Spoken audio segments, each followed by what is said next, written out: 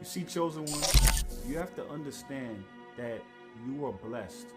You were given a different level of intestinal fortitude than the average person has.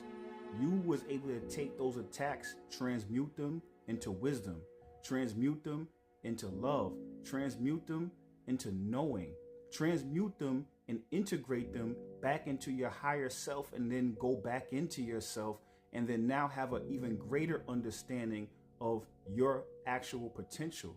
Most people don't have that ability. Most people, they don't get better, they get bitter.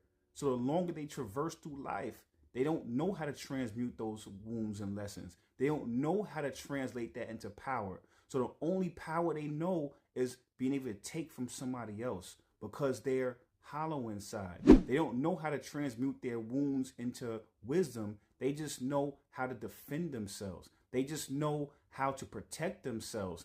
And that's not even truly protecting themselves, because they're starting to disconnect from their soul, because they're identifying too much with their ego.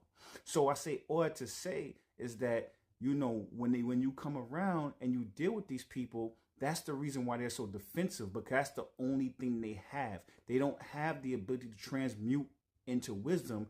All they can do is then now defend themselves. And the way they gain power is by taking power from other people. And now the way you take power from somebody else is to now villainize them and victimize yourself. And then now that way they can turn that victimization into some type of control. Valerie, talk to him. You see, chosen ones, when someone hasn't learned how to alchemize their wounds, the only power they know is protection. Not protection from growth, but protection from truth. Because truth requires transformation. Truth requires humility. Truth requires letting the old self die so something real can be born. Most people aren't ready for that death. So what happens?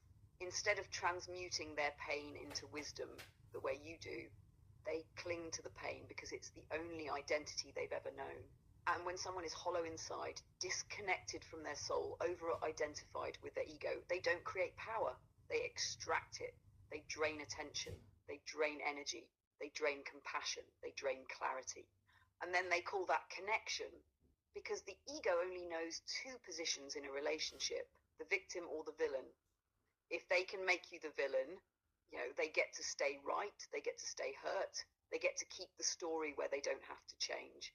So this is why they twist narratives. This is why they become defensive over simple truths. This is why they turn your help into an attack. This is why they flip the script when you set boundaries.